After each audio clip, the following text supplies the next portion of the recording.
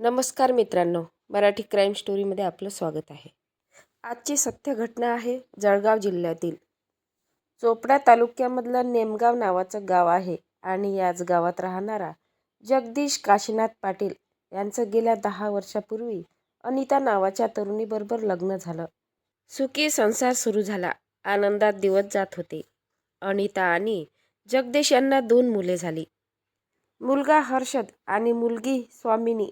सर्व काही ठीक सुरू होतं. मात्र अनिता ही काही दिवस निमगमा या ठिकाणी राहिल्यानंतर जगदीशाने मुलीच्या शिक्षणासाठी चोपडा तालुक्यातील आकुलखेडा नावाचं गाव गाठलं. या ठिकाणी शिक्षणाची सोय होईल या उद्देशाने जगदीशाने सर्व कुटुंब घेऊन आकुलखेड्यातील फ्लॅट भागात राहू लागला होता. त्या ठिकाणी त्याने व्यवस्थित घर देखील बांधलेलं होतं. ज्या ठिकाणी तो राहत होता त्या ठिकाणावरून मुलींची शाळा जवळ होती. सर्व सोयी जवळ होत्या.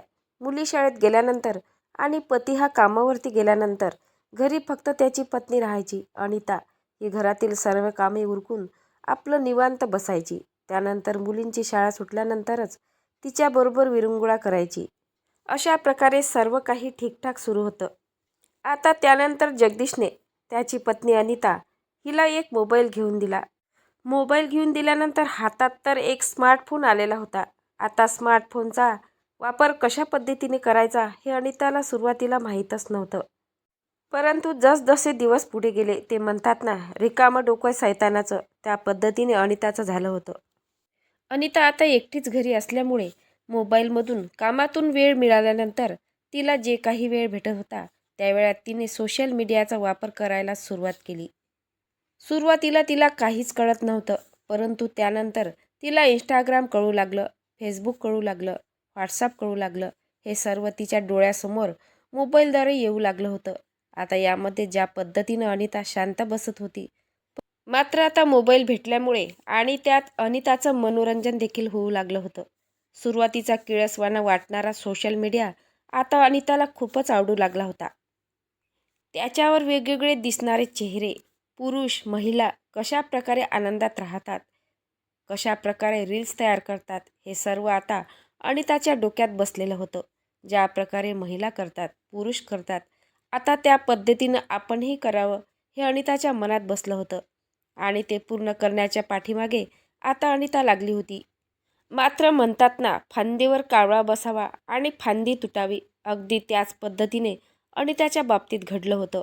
सोशल मीडियावर इंस्टाग्रामवरती एक रील्स पाहत असताना तिला एका तरुणाची फ्रेंड रिक्वेस्ट आली. फ्रेंड रिक्वेस्ट आल्यानंतर तिने ती स्वीकारली. कोण होता हा तरुण? तर हा शिरपूर तालुक्यातील भामपूर येथील राहणारा देवानंद सुभाष धनगर. सुभाष धनगर हा तरुण होता. त्याचं वय 26 वर्षाचं होतं आणि अनिताचं वय 30 वर्षाचं होतं. त्यामुळे दोघांमध्ये संपर्क वाढला, दोघांची मैत्री वाढली. दोघांच्या वयात जरी 4 वर्षाचं अंतर असलं तरी दोघांनीही एकमेकांच्या फ्रेंड रिक्वेस्ट त्यांनी स्वीकारल्या होत्या. दोघांचं बोलणं देखील सुरू झालं होतं. अनिताचा पती सकाळी कामाला जायचा, मुलं शाळेत जायची आणि अनिता आता देवानंद बरोबर गप्पा मारू लागली होती. पण आपलं लग्न झालेलं आहे, आपल्याला पती आहे, 2 मुलं आहेत, हे सर्व आता अनिता पूर्णपणे विसरली होती. देवानंद आणि अनिता सोशल मीडियावरून यांचा सुरू झालेला प्रवास आता दूरपर्यंत जाऊ लागला होता. फक्त सुरुवातीला छोटे मोठे मॅसेज पाठवत होते. मात्र या छोट्या मोठ्या मॅसेजवरून दोघांमध्ये प्रेम प्रकरण सुरू झालं होतं. आता ते डायरेक्ट व्हिडिओ कॉल देखील करत होते.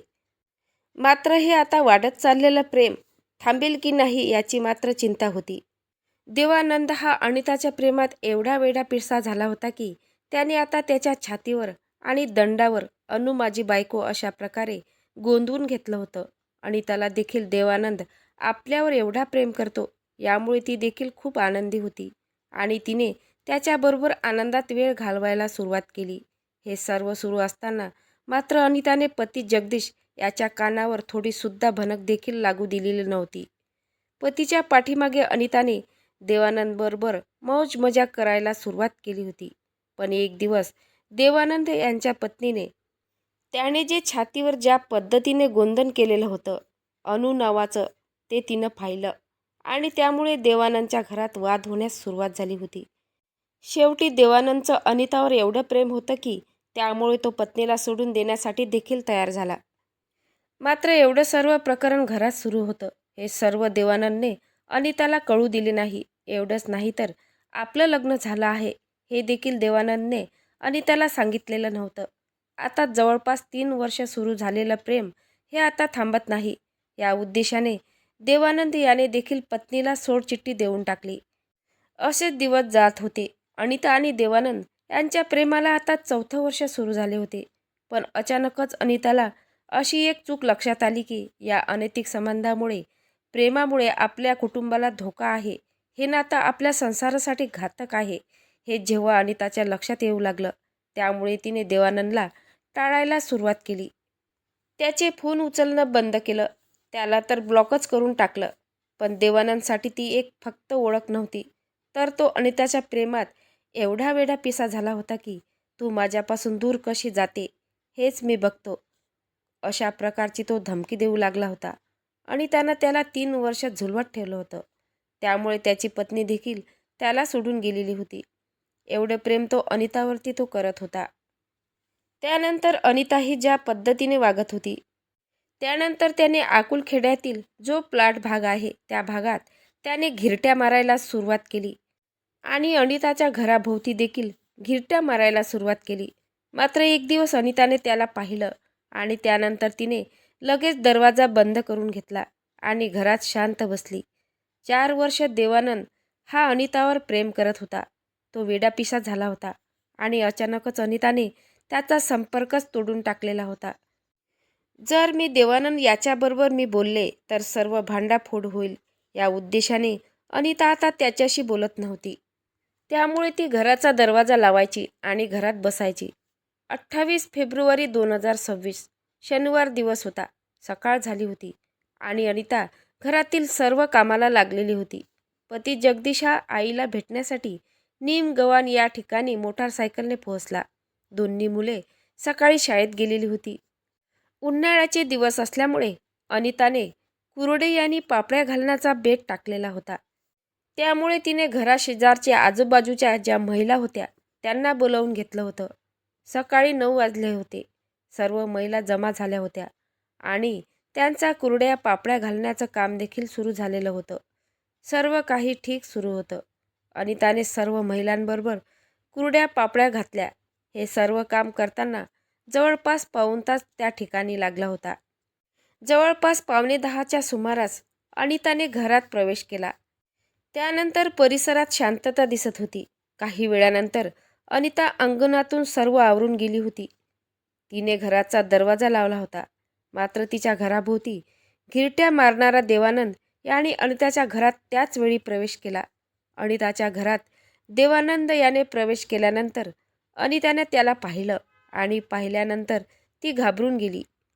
मात्र त्याच वेळी लगेच त्याने आपला मोबाईल काढला. त्या मोबाईलवर तो अनिताचा पती जगदीश यांना मेसेज करू लागला. जगदीश, मला माफ कर. माझे आणि अनिताचे खूप प्रेम आहे. मी तिच्याशिवाय राहू शकत नाही. मला ती टाळत आहे, दुसऱ्यासोबत बोलते. मी तिला सोडणार नाही. मी जिवंत राहणार नाही आणि तिला देखील जिवंत ठेवणार नाही. अशा प्रकारचा मेसेज त्याने टाईप केला आणि तो अनिताला दाखवला. आता अनिताने मेसेज बघितला. 4 वर्ष तिने पतीपासून लपून ठेवलेलं प्रेम प्रकरण आता त्या मेसेजमुळे उघडं होणार होतं. त्यामुळे त्या दोघांत त्या ठिकाणी वाद होऊ लागले. यावेळी वाद सुरू असतानाच देवानंद याने सोबत एक गावठी कट्टा आणलेला होता आणि तो गावठी कट्टा त्याने बाहेर लगेच काढला आणि अनितावर गोळी झाडली. अनिता ही रक्ताच्या थारोळ्यात खाली पडली आणि तडफडून काही क्षणातच तिचा मृत्यू झाला.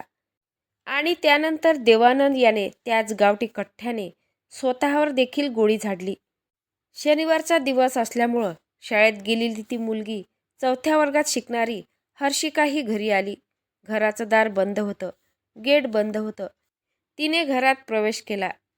घरात प्रवेश केल्यानंतर तिला रक्ताच्या थारोळ्यात तिची आई दिसली.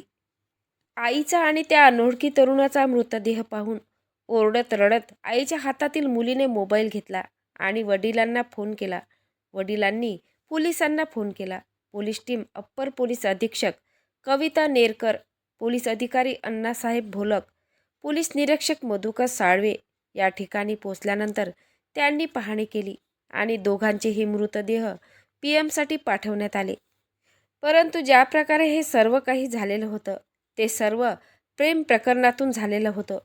मित्रांनो, या स्टोरीमधून कोणाच्या भावना दुखवण्याचा इशारा दिलेला नाही, तर तुम्हाला सतर्क राहण्याचा इशारा दिलेला आहे.